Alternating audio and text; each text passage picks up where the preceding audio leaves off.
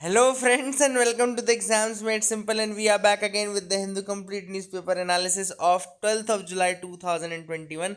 12 जुलाई 2021 का the Hindu newspaper analysis देखेंगे। शुरू करने से पहले आज के सवाल और आपसे एक रिक्वेस्ट ये कि please do like the video and do share it from your side. पहला सवाल है, consider the following statements regarding the meaning of the term Republic used in the Indian constitution. Republic term की meaning जो है वो इनमें से किस उसके लिए यूज़ की जाती है। First is vesting of political sovereignty in the people and not in a single individual. Second is absence of any privileged class.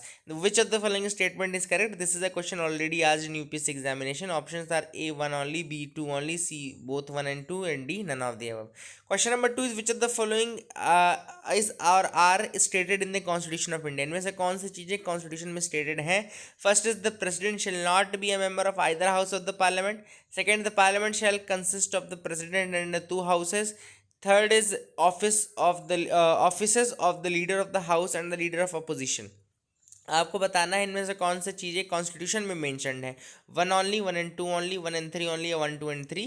Question number 3 is, consider the following statements regarding the pardoning power of the president. तो pardoning power of the president के regarding इनमें से कौन सा statement सही है? First statement is, the power of pardon shall be exercised by the president on the advice of council of ministers. Second statement is, the constitution provides for the mechanism to question the legality of decision of president exercising mercy jurisdiction. तो आपको बताना है कि इनमें से कौन सा statement correct है, 1 only, 2 only, both या none. So these are the 3 questions for you today. Please do try to answer these questions in the comment section below. Move करते हैं आज के mains question of the day की तरफ। Mains question of the day is, what can be done to curb the discrimination on various grounds happening in India. What can be done to curb the discrimination on various grounds happening in India. क्या अलग अलग grounds पे जैसे discrimination होता है मान लो India में, तो उसको हम किस तरीके से कम कर सकते हैं आपको बताना है। This is the question to you. Please do try to answer this question in the comment section below. Let's move to the news analysis part now. बहुत इंपॉर्टेंट अच्छे अच्छे न्यूज आइटम्स मैं आपको बताऊंगा। पहली न्यूज है regarding the India industrial land bank के रिगार्डिंग। इंडिया इंडस्ट्रियल लैंड बैंक, याद रखिएगा, this is a new type of bank which is a GIS based portal. ये global information system based portal है, नया पोर्टल है, बनाया गया है। इंडिया इंडस्ट्रियल लैंड बैंक इसको बोलते हैं। And it will be a one stop repository of all the industrial infrastructure related information. यानी कि इंडस्ट्रियल इंफ्रास्ट्रक्चर रिलेटेड जितनी भी इंफॉर्मेशन है, यानी कि कनेक्टिविटी की इंफॉर्मेशन, इंफ्रास्ट्रक्चर की इंफॉर्मेशन, नेचुरल रिसोर्सेज, ट्रेन की इंफॉर्मेशन, प्लॉट लेवल इंफॉर्मेशन, मतलब प्लॉट्स, छोटे छोटे प्लॉट्स जो होते हैं ना, वैकेंट प्लॉट्स, इन सब की information, line of activity, contact detail, ये सारी चीज़ें मेंशन रहती है India industrial land bank portal में मेंशन रहेंगे। It will be a one stop repository of all the industrial infrastructure related information. अभी डेवलप किया गया है, इसको GIS के साथ मिक्स किया गया है।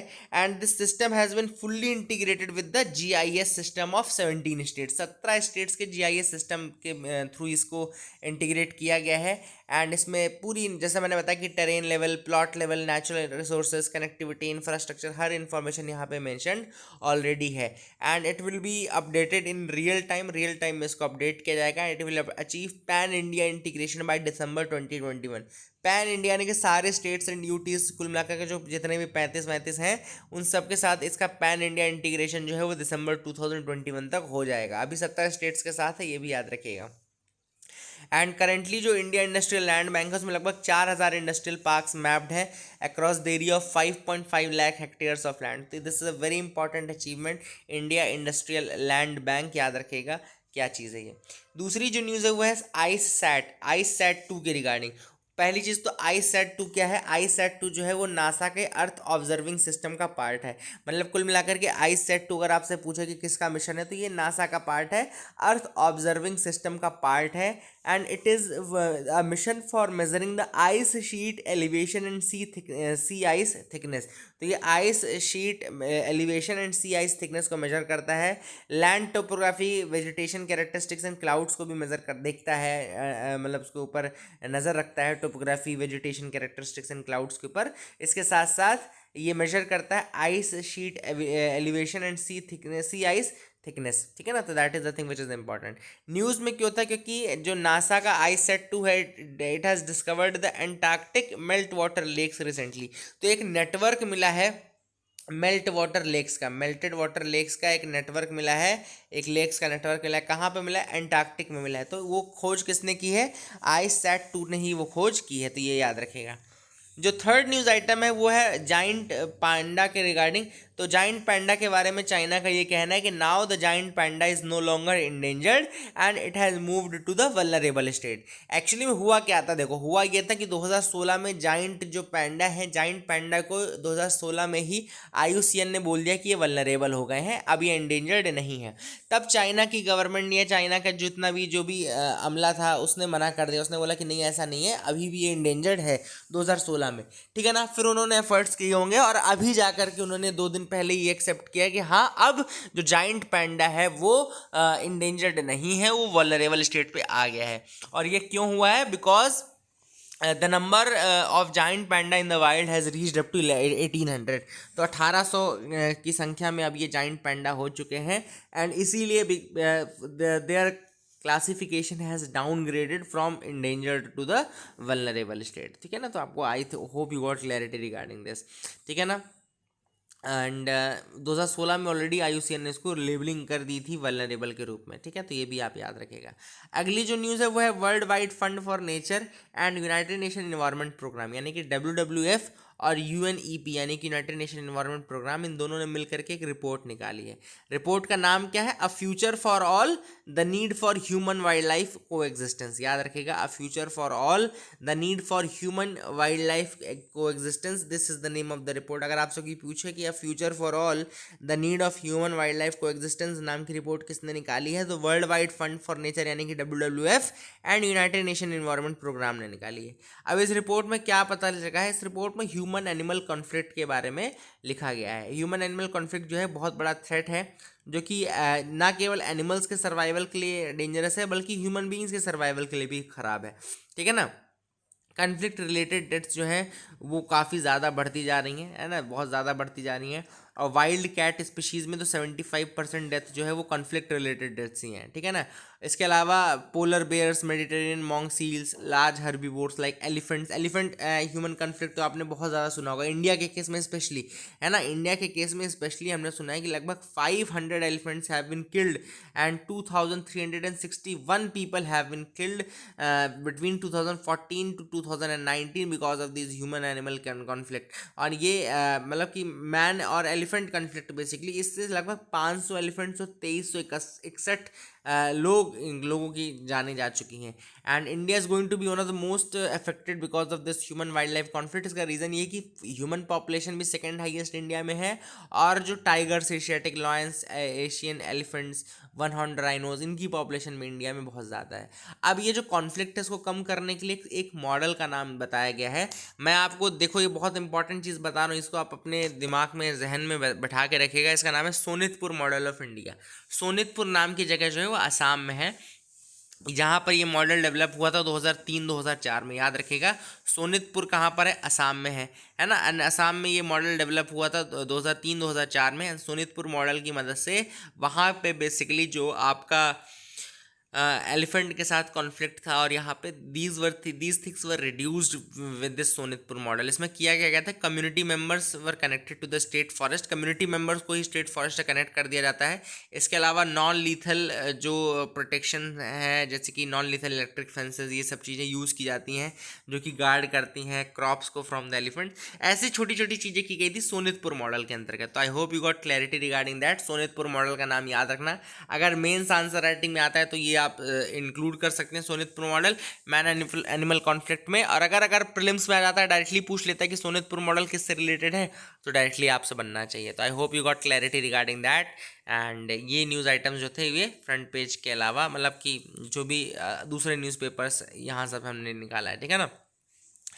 आगे देखते हैं यहाँ पे न्यू पॉपुलेशन पॉलिसी ना। न्यू पॉपुलेशन पॉलिसी जो है that is has been developed in Uttar Pradesh, उन्होंने रिलीज़ किया है। अब न्यू पॉपुलेशन पॉलिसी के रिगार्डिंग क्या कहना था चीफ मिनिस्टर का, उन्होंने ये कहा कि देखो क्या होता है, कई बार दो बच्चों के बीच में गैप नहीं रखते हैं पेरेंट्स। अगर पेरेंट्स गैप नहीं रखेंगे तो ऑब्वियस सी बात है दोनों बच्चों का जो भरण पोषण है, या दोनों बच्चों को जो टाइम देना चाहिए पेरेंट्स द्वारा, वो नहीं मिल पाएगा। एंड इस कारण से जो मैल न्यूट्रिशन है, या फिर उनका जो बच्चों का न्यूट्रिशन कंडीशन है या ओवरऑल कॉग्निटिव डेवलपमेंट, ये सब चीज़ें हैं, ये गड़बड़ हो जाएंगी। इसीलिए दोनों बच्चों के बीच में गैप होना ज़रूरी है। तो गैप होना बहुत ज़्यादा ज़रूरी है, चीफ मिनिस्टर का कहना था। इसके अलावा उन्होंने ये भी कहा कि जो पॉलिसी है वो एम कर रही है कि पॉपुलेशन स्टेबलाइज हो जाए और डिफरेंट कम्युनिटीज़ के पॉपुलेशन का जो रेशियो है वो भी स्टेबलाइज रहे। ऐसा ना हो कि पॉपुलेशन का रेशियो बहुत ज़्यादा चेंज हो जाए। एक्चुअली में ये वही वाली बात हो जाती है ना, कई बार लोग बोलते हैं कि एक कम्युनिटी की पॉपुलेशन बहुत ज़्यादा बढ़ रही है और एक कम्युनिटी की पॉपुलेशन उतनी ज़्यादा नहीं बढ़ रही है। तो कई बार ये जो क्लेम्स होते हैं, इन क्लेम्स के अगेंस्ट भी उन्होंने ये चीज़ कही कि ये जो रेशियो है पॉप कम्युनिटीज़ का या कम्युनिटीज़ के जो पॉपुलेशन है वो भी एक स्टेबलाइज्ड स्टेट में रहनी चाहिए, बहुत ज़्यादा बढ़ने या घटनी नहीं चाहिए। ठीक है ना। और क्या टारगेट्स रखे गए हैं इस पॉपुलेशन पॉलिसी के, तो ये देखो टारगेट्स लिखे हैं। Decrease the total fertility rate, यानी कि टोटल नंबर ऑफ चिल्ड्रन पर वुमेन। टोटल फर्टिलिटी रेट क्या है, नंबर ऑफ चिल्ड्रन पर वुमेन। तो इसको 2.7 से घटा करके 2.1 करना है बाय 2026 एंड 1.7 करना है बाय 2030। तो टोटल फर्टिलिटी रेट 1.7 तक करना है बाय 2030। सेकेंड है increase the modern contraceptive prevalence rate, मतलब कि जो कॉन्ट्रासेप्टिव्स होते हैं यानी कि मीन्स ऑफ पॉपुलेशन कंट्रोल होते हैं, उनका यूज़ बढ़ाना है from 31.7% to 45% by 2026 and 52% by 2030। Then increase the male methods of contraception use from 10.8% to 15.1% by 2026, यानी कि मेल मेथड्स ऑफ कॉन्ट्रासेप्शन भी बढ़ाना है। ठीक है ना। Then decrease the maternal mortality rate. Maternal mortality rate मैंने उस दिन भी बताया था आपको कि पर 1 लाख लाइव बर्थ्स में होता है, 1 लाख लाइव बर्थ्स में होता है। तो मैटरनल मॉर्टेलिटी रेट को डिक्रीज करना है from 197 to 150 by 2026 and 98 by 2030। Decrease the infant mortality rate. अब ये देखना, maternal mortality rate 1 lakh live birth में था, बट इन्फेंट मॉर्टेलिटी रेट जो है वो 1000 लाइव बर्थ्स में ही होता है। तो इसको इन्फेंट मोर्टेलिटी रेट को 43 से डिक्रीज करके 32 करना है बाय 2026 एंड 22 करना है by 2030। Then decrease the under 5 mortality rate, ये भी 1000 लाइव बर्थ्स में होता है, ये भी 47 से घटा करके 35 करना है बाय 2026 एंड यहाँ पे 26 होगा, है ना, ये 2026 होगा एंड ये 225 करना है बाय 2030। तो I hope you got clarity regarding these targets and these aim, है ना। अगर आपसे यूपी पीसीएस में या यूपीएससी में ही पूछ ले कि नई पॉपुलेशन पॉलिसी क्या क्या टारगेट्स हैं, क्या कैसे हैं, या ओवरऑल पूछ ले पॉपुलेशन पॉलिसी के क्या टारगेट्स होने चाहिए, तो आप ये सारी चीज़ें लिख सकते हैं। आई hope you got clarity regarding that. Mobile theatre groups in Assam face a bleak future. अब यहाँ पे एक्चुअली में क्या है, थिएटर ग्रुप्स काम करते हैं असम में, बहुत सारे थिएटर ग्रुप्स काम कर रहे थे जो कि पैंडमिक आने के कारण से काफ़ी ज़्यादा परेशान हो चुके हैं। ऑब्वियसली बात है, जब पैंडमिक आएगा तो ये जो लोग रहेंगे, जो मोबाइल थिएटर ग्रुप्स के लोग थे, ये एक तरीके से अनएम्प्लॉयड हो गए। ऐसे में इनके साथ बहुत सारी ट्रबल्स हुई। ना केवल कोविड-19 का लॉकडाउन लगा हुआ था, बल्कि सिटीजनशिप अमेंडमेंट एक्ट का प्रोटेस्ट भी चल रहा था। ऐसे में ये किस तरीके से अपना भरण पोषण या सर्वाइवल मेक श्योर करें। यहाँ पे याद रखिएगा एक चीज़, बहुत इंपॉर्टेंट फैक्ट लिखा गया है, द मीटिंग। अभी इन्होंने इन सारे ग्रुप्स ने, जो भी ये इंडिविजुअल थिएटर ग्रुप्स हैं, इन्होंने मीटिंग रखी थी and this meeting was coinciding with the birthday of Achyut Lahkar. ये नाम याद रखना, अच्युत लखार नाम याद रखना है। He started the mobile theatre revolution by forming the Nataraj theatre group in 1963। Nataraj theatre group बनाया था अच्युत लखार ने and this is how the mobile theatre revolution started in Assam and this Nataraj theatre group was formed in 1963। याद रखेगा, this is very very important. Achyut Lahkar, he started the mobile theatre revolution and this was started by Nataraj theatre group in 1963। I hope you got clarity. अब आज का map of the day देखते हैं। तो आज का जो मैप हमने लिया है वो लिया है इटली का मैप लिया है। क्यों? पहली चीज़ तो ये कि कल उन्होंने यूरो कप जीत लिया, तो आप सबको पता होना चाहिए कि यूरो कप में इटली ने इंग्लैंड को फाइनल में हरा दिया। तो यूरो 2020 के जो विनर थे वो कौन थे? वो इटली थे। ठीक है। इसी तरीके से कोपा अमेरिका कल किसने जीत लिया? अर्जेंटीना ने जीत लिया ब्राज़ील को डिफीट करके, और अर्जेंटीना में कौन है? लियोनेल मेसी है। ठीक है ना। तो this was a very good thing, that these are the two things that happened yesterday and one was a very good thing. ठीक है। तो यहाँ पे इटली आपको दिख रहा होगा, इटली का मैप दिख रहा होगा। इटली में पहले हम देखते हैं क्या क्या इंपॉर्टेंट फिजिकल फीचर्स है। जैसे सबसे ऊपर आप एल्प्स वाला पार्ट अगर आप देखो तो वो इटली से यहाँ से पास होता है। ठीक है ना। ये देखो इटली से पास हो रहा है नहीं, एल्प्स वाला पार्ट, तो यहाँ पे आपको दिख रहा होगा। ठीक है। और इटली बहुत अलग अलग इंपॉर्टेंट प्लेसेस से बना हुआ है, जैसे कि इंपॉर्टेंट प्लेसेस जैसे यहाँ पे मिलान आपको दिख रहा होगा, वेनिस दिख रहा होगा, ट्यूरिन दिख रहा होगा, दिस इज अगेन इंपॉर्टेंट। रोम आपको दिख रहा होगा, रोम पूरा इटली का ही है ना, काफ़ी इंपॉर्टेंट पार्ट है। यहाँ पे नेपल्स दिख रहा होगा, ये नेपल्स जो दिख रहा है ना, that is again a part of Italy only, है ना। और कुछ इंपॉर्टेंट जैसे कि इंपॉर्टेंट वॉल्केनोज भी हमने नाम सुने, जैसे वेस्यूवियस, ये देखो वेस्यूवियस का नाम आपने सुना होगा, वेस्यूवियस यहाँ पे इटली में ही है ना। एंड काफ़ी इंपॉर्टेंट है ये भी।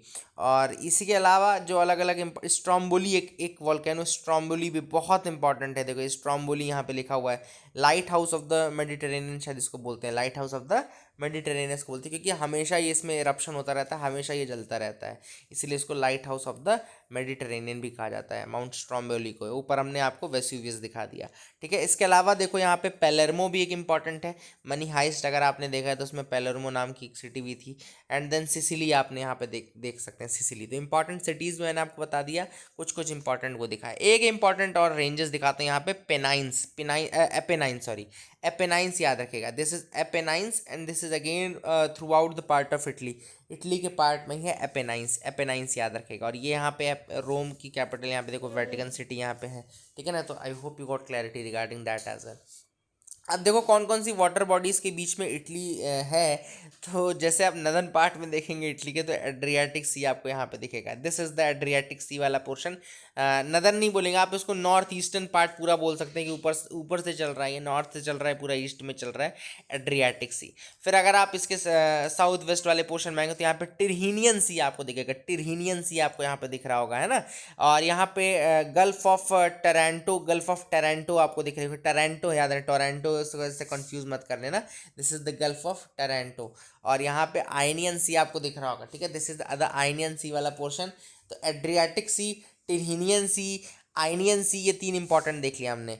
फिर इटली के जो दो पार्ट हैं, देखो इटली यहाँ पे थोड़ा ब्रेक दिखता है आपको, इटली के ये दो पार्ट है, मतलब कि ऊपर अगर हम नेपल्स वाला पार्ट देखें और नीचे जो पेलेर्मो और सिसिली वाला पार्ट देखेंगे, तो उसके बीच में जो गैप है उसको मेसीना स्ट्रेट जोड़ता है, the Messina straight connects this part. ये देखो ये है ना मेसीना स्ट्रेट, तो ये कनेक्ट करता है जो नेपल्स वाला पार्ट है, जो पेलेर्मो सिसिली वाला पार्ट है, उसको कनेक्ट कौन करता है, उसको कनेक्ट करता है आपका मेसीना स्ट्रेट, ठीक है ना। तो make sure you remember this thing.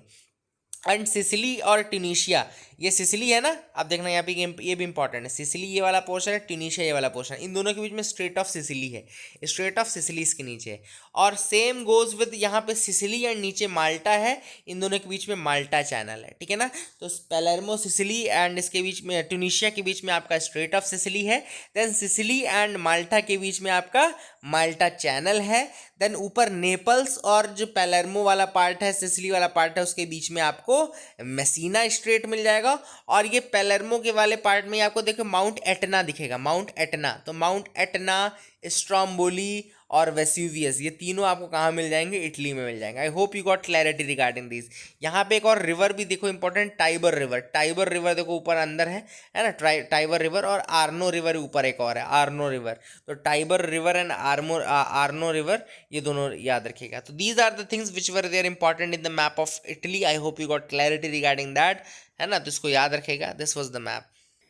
Now let's move to the editorial section friends. अब हम एडिटोरियल में मूव करते हैं। पहला जो एडिटोरियल आज हम डिस्कस करेंगे, आज हम टोटल 3 एडिटोरियल डिस्कस करेंगे। उनमें से पहला जो एडिटोरियल है, लीड आर्टिकल है, a Kerala model for anti discrimination law.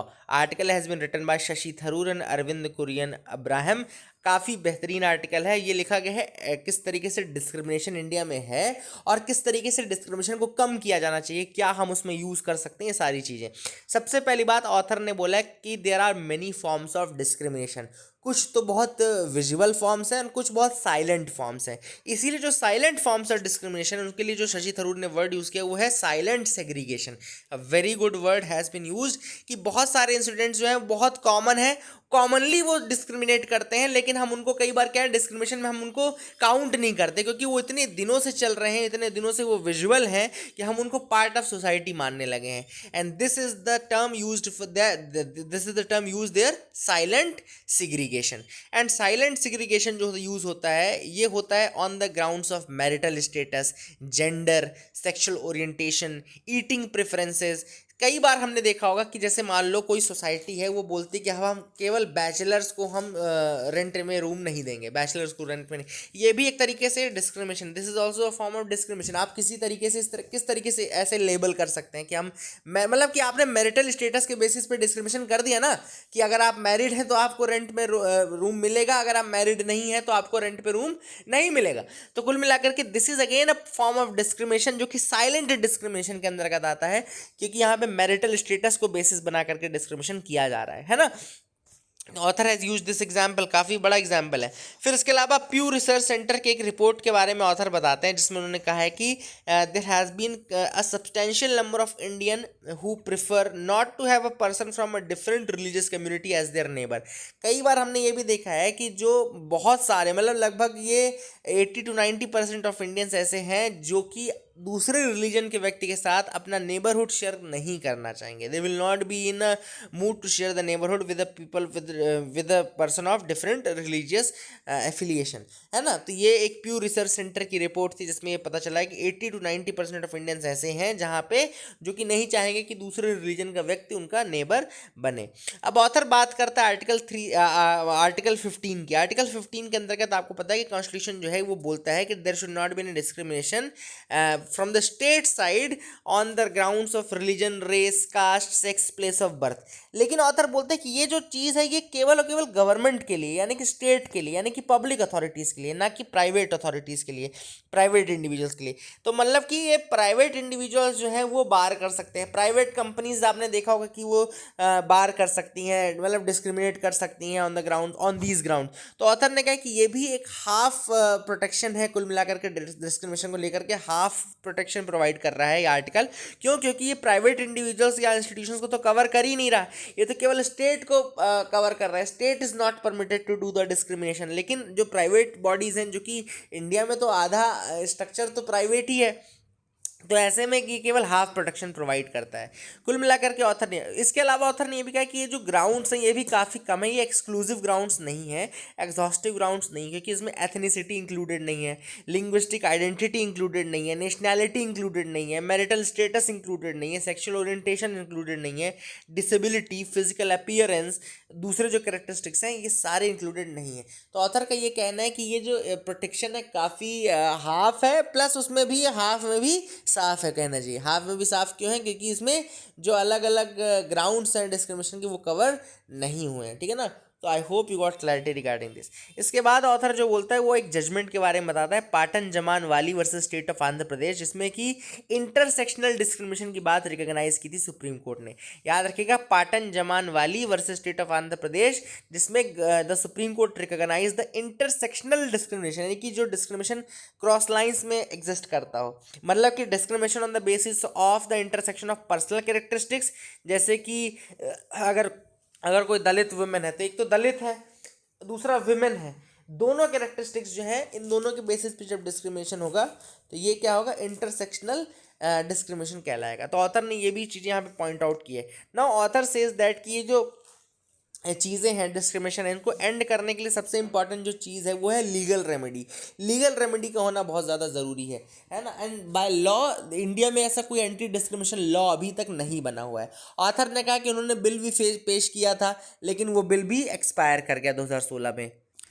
ऐसे में एक लॉ की ज़रूरत है, एंटी डिस्क्रिमिनेशन लॉ की ज़रूरत है ना। ऑथर ने एक सजेशन ये दिया कि भैया अगर सेंट्रल गवर्नमेंट लॉ नहीं पास कर पा रही तो क्या सजेशन हो सकता है? तो सोल्यूशन ये हो सकता है कि अगर सेंट्रल गवर्नमेंट लॉ नहीं पास कर पा रही है तो स्टेट्स अपना खुद का एंटी डिस्क्रिमिनेशन लॉ पास कर दें। और ऐसे में ऑथर ने सजेशन दिया कि जो केरला है वो एक ऐसा स्टेट है जो कि ग्रीन लाइन शो कर सकता है, एंड वो एक ऐसा स्टेट है जहाँ पर कि बहुत इजीली लॉ पास हो जाएगा। क्यों? क्योंकि यहाँ पे जो रूलिंग पार्टी है और जो अपोजिंग पार्टी, यानी कि जो दो बड़े पिलर्स हैं वो दोनों ही फेवर में है कि एंटी डिस्क्रिमिनेशन लॉ आना चाहिए। तो जब दोनों ही, यानी कि ruling party plus opposition party दोनों ही फेवर में है कि एंटी डिस्क्रिमिनेशन लॉ आना चाहिए, तो बहुत ईजिली केरला में ये एंटी डिस्क्रिमिनेशन लॉ लाया जा सकता है। And Kerala is one of the best placed state to take this proposal forward. अब ऐसे में ऑथर बोलते हैं कि उन्होंने एक बिल बनाया भी है जो कि प्रोहिबिट करता है डिस्क्रिमिनेशन जो कि प्रोहिबिट करता है एम्प्लॉयर्स को, लैंडलॉर्ड्स को, ट्रेडर्स को, सर्विस प्रोवाइडर्स को, प्राइवेट पर्सन्स को performing public functions and public authorities from discriminating on the grounds of caste, race,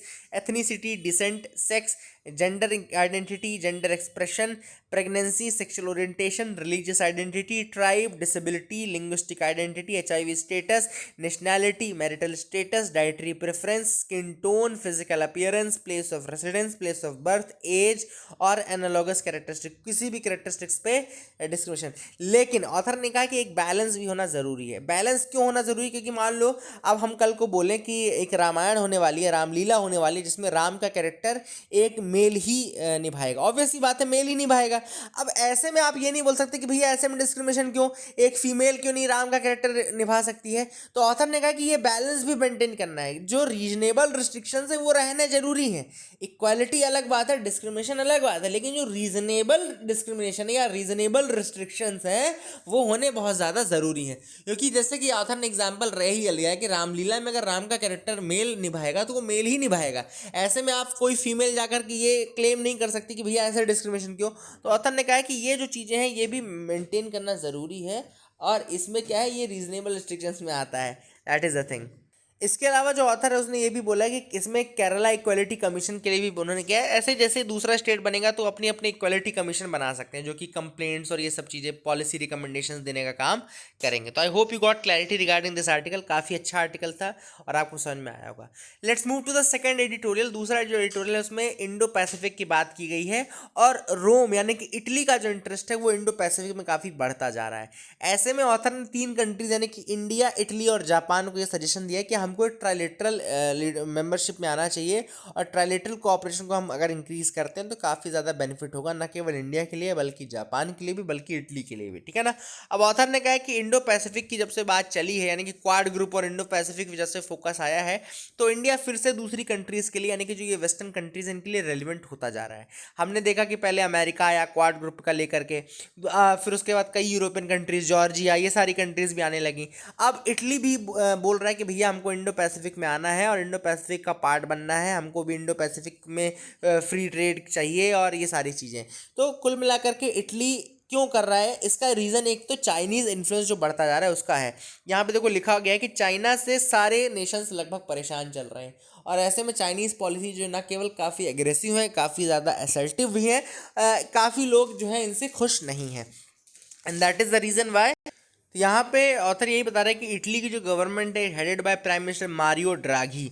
तो मारियो ड्राघी जो है उन्होंने भी काफ़ी ज़्यादा चाइना का जो बढ़ता इन्फ्लुएंस है उसके अगेंस्ट उन्होंने कहा कि चाइना काफ़ी स्ट्रैटेजिक है, कॉम्पिटिटिव है, काफ़ी इनिशिएटिव्स उन्होंने स्टार्ट किए चाइना ने, और ऐसे में उसको काउंटर करने के लिए ज़रूरी कि इंडो पैसिफिक में एक अच्छी मेंबरशिप हम भी करें। तो that is the thing which was there. And उन्होंने ये भी कहा कि चाइनीज़ के जो कॉम्पिटिटिव प्रैक्टिसेस हैं वो ना केवल अनफेयर हैं, बल्कि काफ़ी ज़्यादा मतलब कहना चाहिए कि इल्यूजनरी भी है ना, काफ़ी ज़्यादा इल्यूजनरी भी, काफ़ी ज़्यादा अनफेयर प्रैक्टिसेस हैं, और यूरोपियन यूनियन के लिए भी सही नहीं है ये सारी चीज़ें।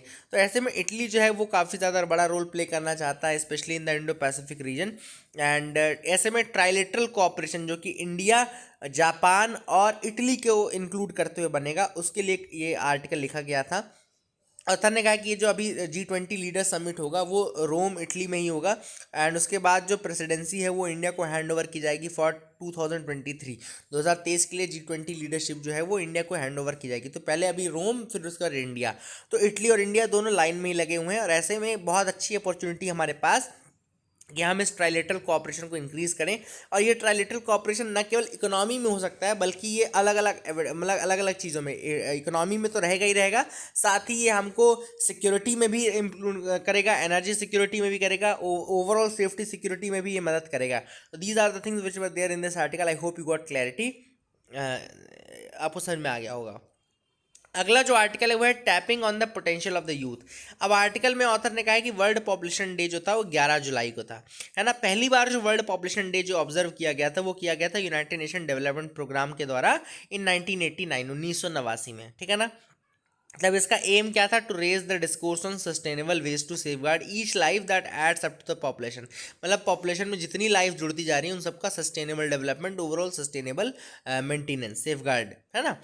अब ऑथर ने यहाँ पे ये कहा है कि इंडिया की जो पॉपुलेशन है वो लगभग मतलब कि 12 साल पहले ही स्टेबलाइज हो जाएगी, मतलब जितना एक्सपेक्टेड था उससे 12 साल पहले स्टेबलाइज हो जाएगी। ऐसे में ऑथर ने यहाँ पे डेमोग्राफिक डिविडेंड की बात की कि अगर आज हम अपना एवरेज देखें तो एवरेज जो एज है इंडिया की वो 30 ईयर्स के आसपास आ रही होगी, 30 साल के आसपास आ रही होगी। लेकिन पैंडेमिक का जो बहुत बड़ा इम्पैक्ट हुआ पॉपुलेशन के ऊपर, वो बहुत ही गहरा इम्पैक्ट हुआ। अगर आपने देखा हो तो पैंडेमिक में जो एजुकेशन था वो काफ़ी ज़्यादा हिट हुआ, है ना। स्पेशली कोविड के टाइम पे जो एडोलसेंट और जो बच्चे ऐसे स्कूल गोइंग थे, स्पेशली गर्ल्स, उसमें से काफ़ी ज़्यादा परेशान हुई। ऑथर ने यह भी कहा कि इंडिया का जो जीडीपी का अगर आप देखो तो केवल 3% के आसपास ही हम इन्वेस्ट करते हैं इन द एजुकेशन फील्ड, 3 से 4% के बीच में हम इन्वेस्ट करते हैं। जबकि इन्वेस्ट कितना करना है हमको, 6% के आसपास करना है, 6% के आसपास हमको करना है जीडीपी का, लेकिन हम करते हैं केवल 3 से 4% के बीच में। तो वही चीज़ ऑथर ने कही कि हमको जीडीपी का ना केवल परसेंटेज इंक्रीज करना पड़ेगा इन्वेस्टमेंट का, और दूसरा अगर हम पब्लिक एक्सपेंडिचर पर स्टूडेंट की उसमें रैंकिंग देखें तो हम इंडिया 62nd पोजीशन पे आता है। आप टॉप नेशन बनना चाहते हो, लेकिन अगर आप पर स्टूडेंट अगर आप एक्सपेंडिचर देखो, इन्वेस्टमेंट देखो एजुकेशन पे, तो वो 62nd रैंक आपकी आती है। प्लस स्टूडेंट टीचर रेशियो भी इंडिया में बहुत ज़्यादा कम है, मतलब कि proper number of student teacher नहीं है हमारे यहाँ, टीचर्स कम है ना, उनकी वैकेंसीज काफ़ी ज़्यादा है। तो कुल मिलाकर के ऑथर ने कहा कि एजुकेशन के ऊपर काफ़ी ब्लैक, मतलब कि काफ़ी बेकार पिक्चर बन रही है एजुकेशन की फील्ड में इंडिया की। और कोविड के आने के बाद इम्पैक्ट और ज़्यादा सीवियर था। अगर आपने देखा हो 65% of adolescents worldwide reported having learned less during the pandemic, and लगभग 51% felt that their learning would be further delayed। मतलब कि ओवरऑल 65% adolescent worldwide ऐसे थे जिनकी स्कूल जो एजुकेशन था वो इम्पैक्ट हुआ है। कई जो लड़कियां थी, स्कूल गर्ल्स थी, they have been impacted. Number 158 million school girls were impacted, dropped out from the school, and they're unlikely to go back to the school, मतलब उनका अनलाइकली है कि वो स्कूल दोबारा जाएं। तो कुल मिलाकर के अगर आप देखें तो काफ़ी ज़्यादा बच्चे परेशान हुए हैं, स्पेशली गर्ल्स जो हैं वो परेशान हुई इन द पैंडेमिक। अब ऑथर ने कहा कि हमको देखो, अगर हमको प्रॉपरली अगर ना डेमोग्राफिक डिविडेंड टैप करना है, तो डेमोग्राफिक डिविडेंड टैप करने के लिए ना केवल हेल्थ, ना केवल एजुकेशन, बल्कि स्किल डेवलपमेंट भी करने की जरूरत है। हेल्थ भी इंप्रूव करना है, एजुकेशन भी इंप्रूव करना है, और स्किल डेवलपमेंट भी यूज़ इंक्रीज करना है। ऐसे में अभी तो स्कूल परेशान हो रहा है, स्किल डेवलपमेंट की बात करेंगे तो उसमें हम और पीछे हैं, स्किल डेवलपमेंट और कम हुआ है हमारा। तो ऑथर वही चीज़ें बोल रहा है कि हमको स्किल डेवलपमेंट भी करना है और हमको यहाँ पे सारी चीज़ें मेंटेन करनी है। ऐसे में हमको ज़रूरत होगी कि हमारी सारी जो मिनिस्ट्रीज़ हैं वो कोलैबोरेट करें, दोबारा से मिड डे मील और ये सारी चीज़ें फिर से अच्छे से स्कूल में स्टार्ट होने लगें। क्योंकि मिड डे मील्स ना केवल टीचर्स को अट्रैक्ट, स्टूडेंट्स को अट्रैक्ट करता है, बल्कि उनके पेरेंट्स को भी अट्रैक्ट करता है, और उनकी जो कैलोरी नीड्स है उनको भी पूरा करता है। जल्द से जल्द हमको इस तरह से काम करना पड़ेगा। प्लस वोकेशनल ट्रेनिंग और स्किल डेवलपमेंट का जो एक वो है वो भी इंक्रीज करने की जरूरत है, और हेल्थ को भी मेंटेन करने की जरूरत है। तो these are the aspects which have been touched by the author in this article. I hope you got clarity. HAL set to deliver first batch of 3 LCH। HAL यानी कि हिंदुस्तान एरोनॉटिक्स लिमिटेड, अब HAL जो है वो पहला batch light combat helicopters का provide करेगा to the Indian air force. Indian air force को लाइट कॉम्बैट हेलीकॉप्टर्स प्रोवाइड करेगा। हॉल के बारे में आपको पता होना चाहिए कि state owned Indian aerospace and defence company है। State owned Indian aerospace and defence firm है, बैंगलोर में लोकेटेड है। इंडियन मिनिस्ट्री ऑफ डिफेंस इसको हैंडल करती है, इंडियन मिनिस्ट्री ऑफ डिफेंस इसको हैंडल करती है। एंड ये मेनली इंगेज करती है एरोस्पेस एक्टिविटीज़ में, हेलीकॉप्टर्स, एयरक्राफ्ट्स, जेट इंजन्स, इन सबको डिज़ाइन करती है। 1940 में ये बनी थी वालचंद हीराचंद के द्वारा, एंड तब ये हिंदुस्तान एयरक्राफ्ट लिमिटेड मानी जाती थी, हिंदुस्तान एयरक्राफ्ट लिमिटेड कही जाती थी, ठीक है ना। एंड 1951 में ये मिनिस्टर ऑफ डिफेंस के अंतर्गत आती है। पहले ये minister of industry and supply में थी, फिर 1951 में मिनिस्टर ऑफ डिफेंस के अंदर आई, और 1964 में इसका नाम बदल करके क्या किया गया, हॉल का नाम रखा गया, हिंदुस्तान एरोनॉटिक्स लिमिटेड इसका नाम 1964 में रखा गया, ठीक है ना। That is the thing which is important. आगे मूव करते हैं, देखते हैं और क्या इंपॉर्टेंट न्यूज़ आइटम्स है जिनके बारे में डिस्कस करना है। Scheme for widows in Assam. अब असम गवर्नमेंट ने स्कीम लॉन्च की है for one time financial assistance of ₹2.5 lakh, यानी 2.5 लाख रुपए दिए जाएंगे to the women who has lost their husbands to कोविड-19 since March and April 2020। March April 2020 के बाद जितनी भी महिलाएं हैं जिन्होंने कोविड के कारण अपने हस्बैंड को लूज़ किया है, उनको 2.5 लाख यानी कि 2.5 लाख का असिस्टेंस दिया जाएगा, ठीक है ना। That is the thing which is important. Chief ministers covid window support scheme इसका नाम है। एंड ऐसी महिलाएं, ऐसी फैमिली जिनके एनुअल इनकम जो है वो 5 लाख रुपए से कम है, उनको ये 2.5 लाख रुपए का वन टाइम पेमेंट किया जाएगा। I hope you got clarity. Richard Branson takes off first in space tourism race. अब यहाँ पर आप सबको मैंने कल बताया था, वर्जिन गैलेक्टिक नाम की कंपनी है, टूरिज्म कंपनी है वर्जिन गैलेक्टिक। इसमें इसके जो ओनर है मिस्टर रिचर्ड ब्रांसन ने यहाँ पे फ्लाइट की टू द स्पेस। एक्चुअली देखो स्पेस की फ़्लाइट कैसे की इन्होंने, बहुत 15 मिनट की फ़्लाइट थी। कैसे की, ये गए और 80 किलोमीटर का जो थ्रेशोल्ड है, नासा और जो एयरफोर्स है फेडरल एविएशन, देखो यहाँ पे लिखा हुआ है NASA, air force and federal aviation, जो है उनका ये कहना है कि जो 80 किलोमीटर अगर आपने क्रॉस कर लिया तो इसका मतलब कि आप स्पेस में इंटर कर गए। वहीं पे जेफ बेजोस का ये कहना है, जो ब्लू ओरिजिन नाम की कंपनी का ये कहना है कि जो कर्मन लाइन है वो 100 किलोमीटर्स पे है। कर्मन लाइन कहाँ पर है, 100 किलोमीटर्स पे है, तो उन्होंने वो 100 किलोमीटर्स को मानते हैं, लेकिन 80 किलोमीटर्स नासा मानता है। इसलिए रिचर्ड ब्रांसन ने 80 किलोमीटर्स की लाइन जो है वो क्रॉस किया एंड इसके बाद ही वर्जिन गैलेक्टिक से वापस भी आ गए, ठीक है ना। लगभग 88 किलोमीटर ये न्यू मैक्सिको डेजर्ट के ऊपर उड़ के गए, 88 किलोमीटर तक गए। और इसमें Sirisha Bandla, Indian origin aeronautical engineer Sirisha Bandla भी थी इसमें, and Sirisha Bandla became the third Indian origin women to go into the space, कहना चाहिए after Kalpana Chawla and Sunita Williams. वो तो काफ़ी ज़्यादा समय के लिए गई थी, शिरीषा बांडला ने 15 मिनट से फ्लाइट की। तो रिचर्ड ब्रांसन का नाम याद रखेगा, ये इन्होंने किया है। इथियोपिया में चुनाव हुए, उसमें अबी अहमद की जो पार्टी थी, रूलिंग पार्टी यानी कि, उसने लैंडस्लाइड विक्ट्री की है, तो ये याद रखेगा, Abiy Ahmed has been in power again in the Ethiopia. So that is it for the day friends. I hope you like the video. Please do like and subscribe, keep loving us, keep sharing us. Thank you and have a nice day.